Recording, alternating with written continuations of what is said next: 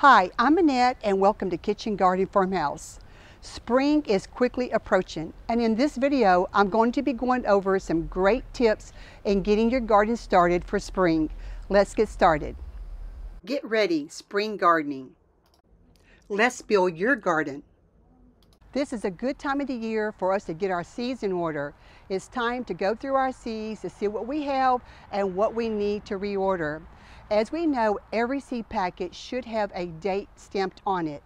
That date has nothing to do with the expiration of those seeds. It simply means the year in which those seeds were packaged for. If we keep our seeds in a dry, cool environment, those seeds has the potential to last for many years. Even though the temperatures is really getting warm in some areas in the U.S., we still need to be on guard in case we have some unexpected cold fronts to come through. So we need to be prepared to cover our tender plants should this happen. Now, depending on what you have planted already in your garden and what the weather may be, if the buds have not formed yet, there may not be any reason to cover those plants. If you ever want to cover your plants with sheeting of plastic or tarps, that's okay as long as that plastic is not actually touching the plants. Because when the cold weather moves in, that plastic touching the plants can actually cause the plants to be damaged versus protecting it. To avoid disrupting your perennials' bloom cycle, try to divide and transplant them opposite of their bloom cycle. Meaning, if your perennials usually bloom in the fall, then wait until springtime to divide and transplant. If they bloom in the springtime, wait until the fall until you divide and transplant. The springtime is a really good time to work in some really good aged compost and also some organic slow release fertilizer within the first couple inches of your soil. It is recommended about every 3 to 5 years to have your soil tested for the nutrients that it contains or missing, and then to amend your soil according to what the results come back as. This is a good time to get those gardening tools out, to clean them up, and to wipe them down and sharpen them and get them ready to be used in our gardens. Is there any gardening tools that you wish you had last year that you didn't get around to purchase? Maybe this is a good time to make that order so you can have it ready when you need it in your garden. And also, if you have pruning shears that you have used, you might want to think about wiping it down with some alcohol to kill any kind of pathogens that may be on those shears. Compost. We just got to make some more. If you have never made compost, now is a good time to think about how you would like to make your compost bin and get those materials ready, your browns and your greens, to start your compost pile. Compost is one of the best things that you can do for your garden to amend the soil. Every gardener needs at least a couple of sunflowers. Not only do they look spectacular in the garden, but also they serve as a host plant. They attract predatory wasps, which helps keep the garden pests under control, and they attract beneficial bees. It's important for us to know what type of soil we really have. Basically, there's 3 different types of soil: clay, sand, or loam. If you have clay soil, those particles are so small that sometimes a microscope cannot even pick up all the small particles within clay soil. And clay soil absorbs the water very slowly, but once it's absorbed, it hangs on to it tightly, and it's very hard for air to get through. So obviously, clay soil needs to be amended, and compost is a great way to start amending clay soil. And there you have sandy soil. This is what I have here in Florida.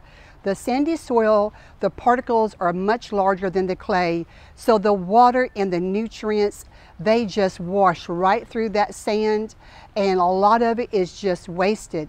So obviously, sandy soil too will be greatly improved by amending it with compost. Loam. This is a type of soil that we're after.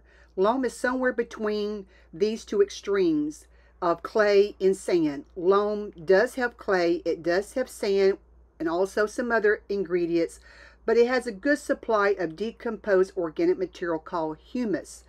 The grains of the loam have good structure, the soil is going to drain well, it will retain enough water for plants to grow, and air can circulate, and the soil will provide plenty of room for roots to grow easily as well. But if you don't have loamy soil, compost is the way to go. We just got to make some more. Full of beneficial microbes and nutrients. Making your own compost is extremely cost effective. If you have ways to collect autumn leaves during the fall and the winter months, and then collecting your scraps from your kitchen and also your garden scraps, that's all you need is the carbon and nitrogen both together to make a beautiful, loamy, rich compost. Compost does have an NPK ratio to it. It's going to vary from pile to pile depending on all the things that went into that compost pile. The compost acts like a slow releasing fertilizer. The pH of compost is neutral, around 7, so whether our soils are acidic or whether they're alkaline, it has a balancing effect on the soil's pH, resulting in our plants being healthier and more thriving. It helps our soil to retain better air, moisture, and nutrients. It improves the quality of our soil. There are so many ways in which compost helps our garden. I started this compost December of last year, around the middle of the month. This is now March. This is a hot compost pile. And so it took approximately 3 months from start to finish on this compost pile here. Now, I was faithful to come out here and to turn the pile and to put water on it to make sure it had moisture.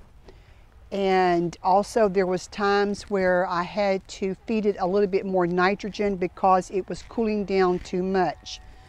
So as you can see here, it is now ready to go and it looks great. Look at this beautiful okra flower that was growing in my garden. Did you know that the okra flower is listed among one of the 40th most beautiful flowers in the world? That's right. In the world of flowering vegetables, few are lovelier than the okra flower. Let's take a long and adoring look at this delicate okra flower. It opens into a near perfect circle with a spot of burgundy in the center. One day after blooming, it falls off, and in its place it will grow a slimy green vegetable that many people claim that they do not like. But okra, in my opinion, is very good if you cook it a certain way. The pale yellow is so beautiful. If you have found this video helpful, please take a moment to subscribe if you have not done so already. Every time you leave a like, a comment, and share the video with others, you take a part in helping Kitchen Garden Farmhouse to grow. Thank you, and I will see you in the next video.